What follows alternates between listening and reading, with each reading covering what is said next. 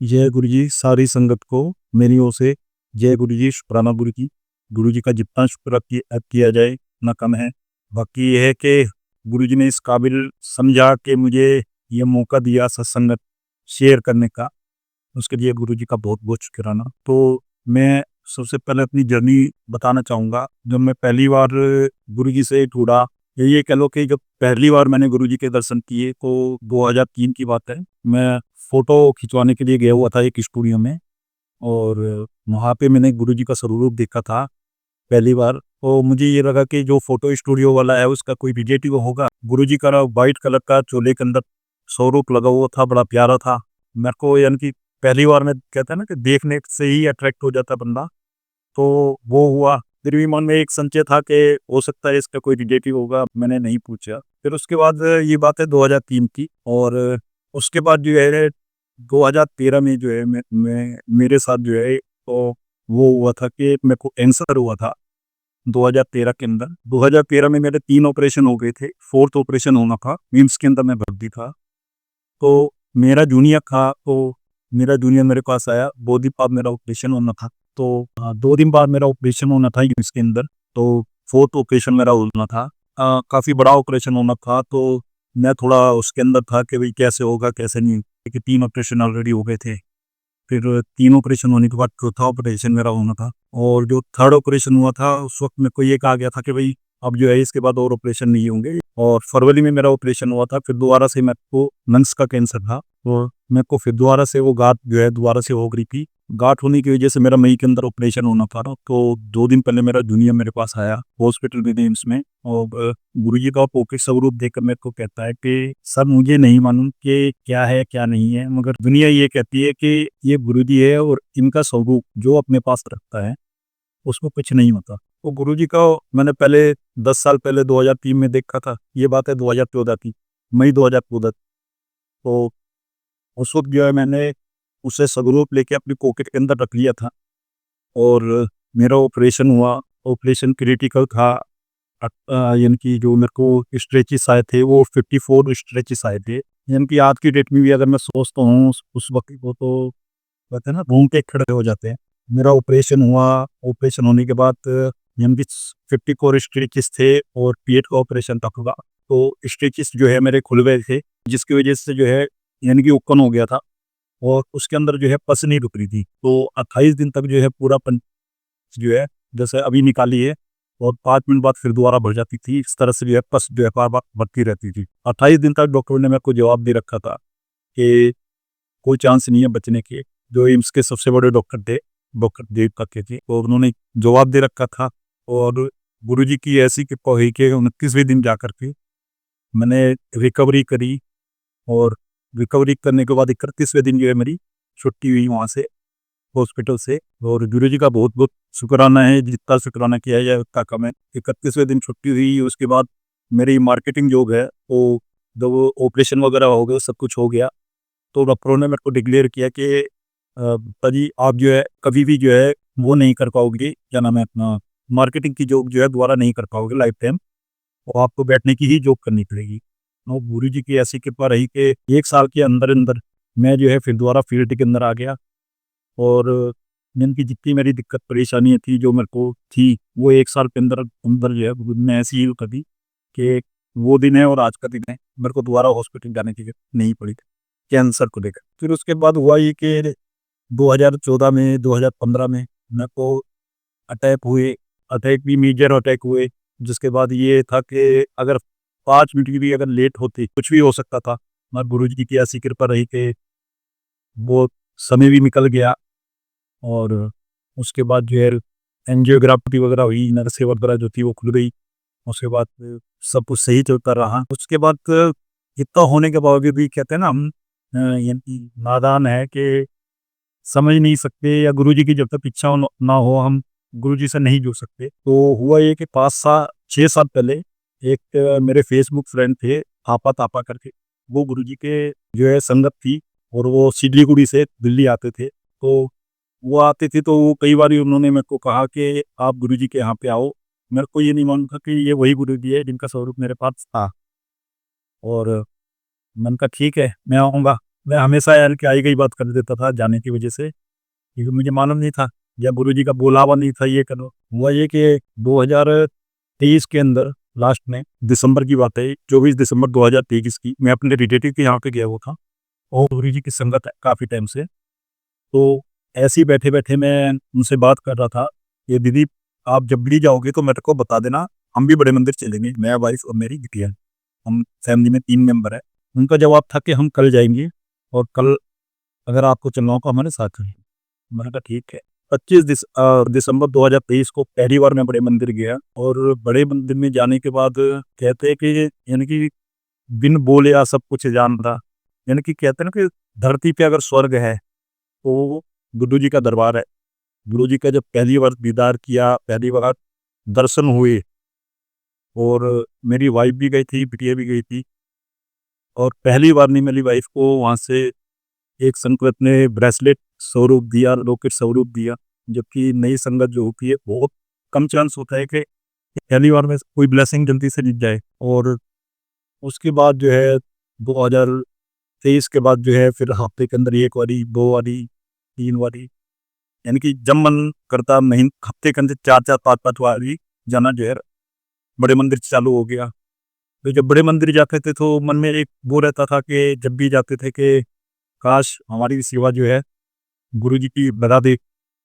वो मन ही मन अरदास करता था कि गुरुजी कैसे ना कैसे करके सेवा मेरी लगा दो। तो अति था कि 2000 लॉकडाउन के अंदर मैंने अपनी एक कंपनी खोली थी।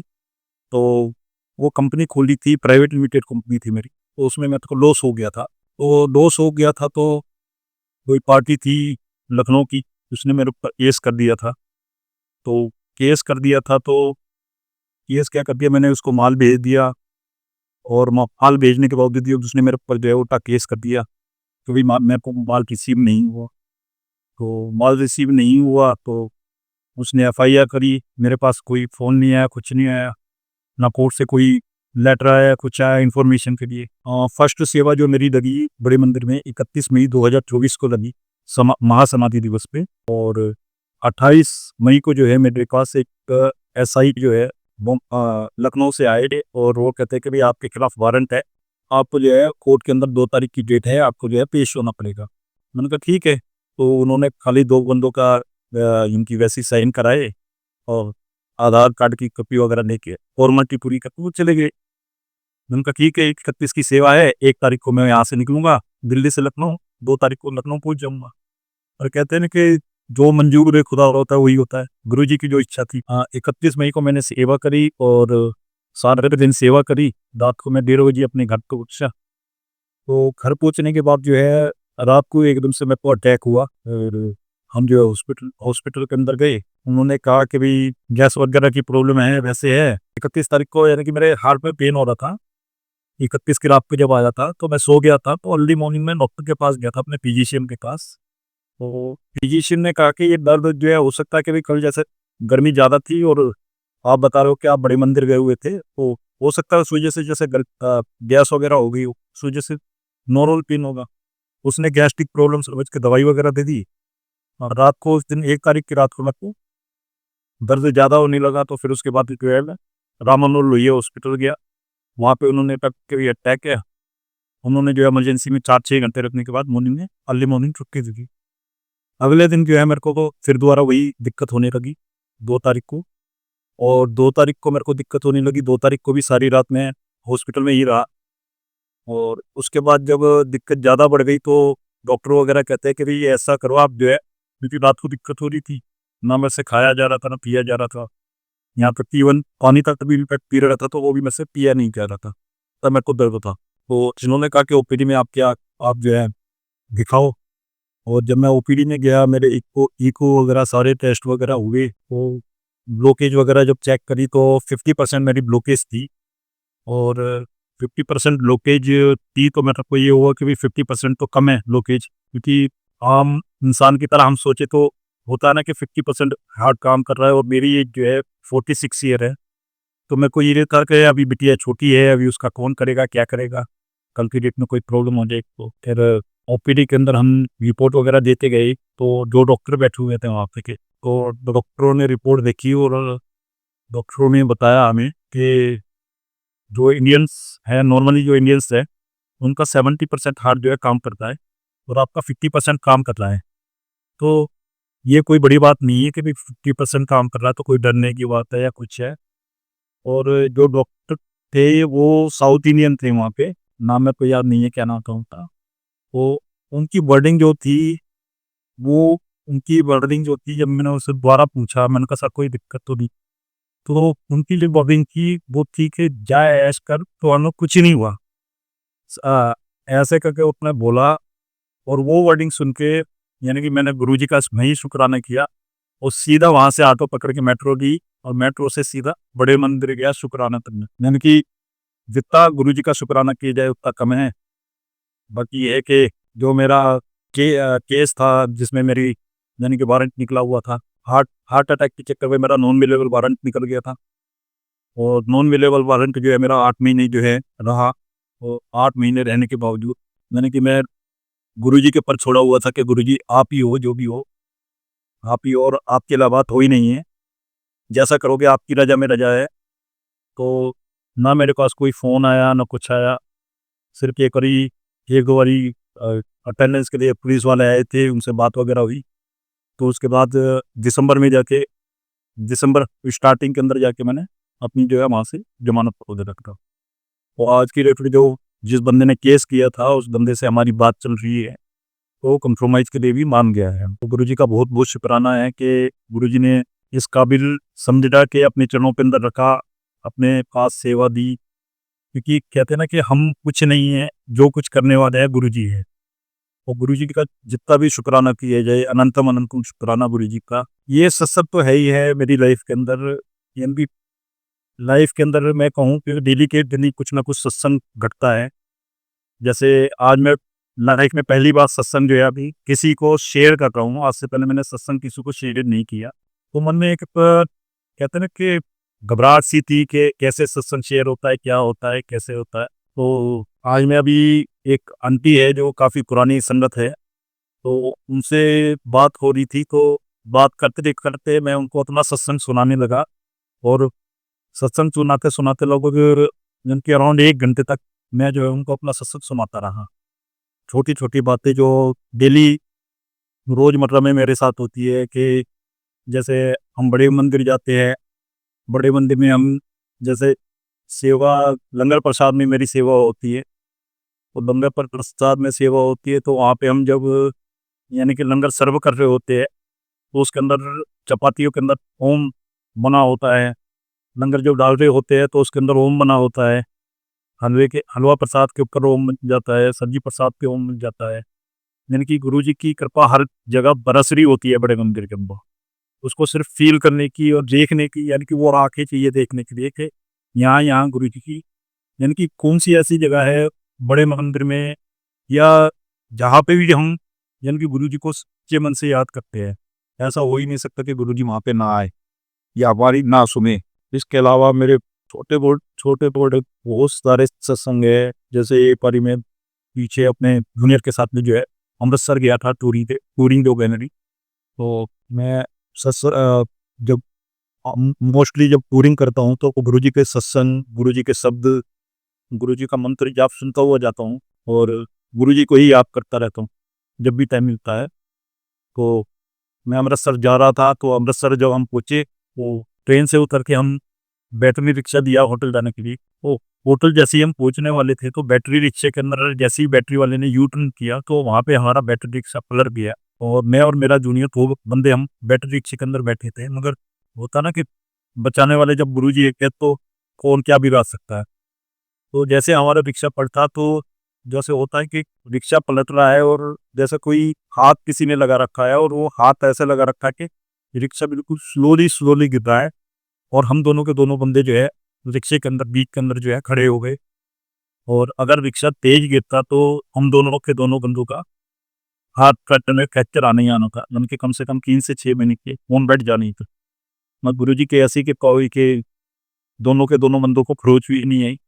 कहते हैं कि धूल मिट्टी भी हमारे कपड़ों के नहीं लगी। इतना गुरुजी का शुक्राना है कि ये गुरुजी यानी कि हर पल, हर समय हमारे साथ रहते हैं। मेरे एक जानकार संगत है, वो डेली के डेली दिन में जो है 4 बीपी की गोली खाते थे। ऐसी उनसे बात होने लगी, वो गुरुजी को मानते थे।